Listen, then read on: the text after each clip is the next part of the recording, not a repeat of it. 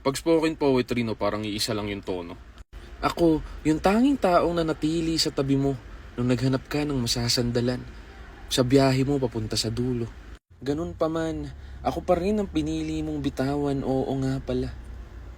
Ako nga lang pala yung dapat mag-ayos ng mga labi mo dahil sa iba nakatadhana ang mga ngiti mo. Iyon no! 2015, 2016, 2017, madalas ako mag-perform ng mga spoken poetry and lahat ng mga kasabayan ko ganyan yung tono nila.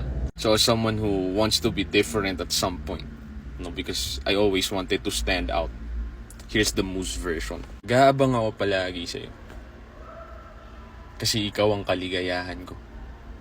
Parang suntok sa buwan, hindi abot kamay yung pangarap na nais ko. O ikaw yun, kung hindi mo pa mapagtanto. Nung ika'y mapa sa akin at ako'y mapa sa'yo, akala ko habang buhay to. Habang sinusulat ko to, alam kong dadampi tayo sa letrang O. May dulo pala yung tayo. Walang nagbago, ikaw pa rin ang mahal ko. Ang pinagkaiba lang, dati nag-aabang ako dahil nandyan ang kasiyahan ko. Ngayon nag-aabang ako kahit tanggap kong masasaktan ako. Noon nag-aabang para sa inspirasyon ko, ngayon nag-aabang pa rin naman ako.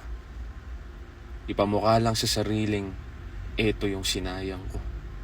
Shisha bowl! Do you hear the difference? Well, if maybe mas maganda yun pag may mic. But well, anyway. Just wanted to point it out. Nice.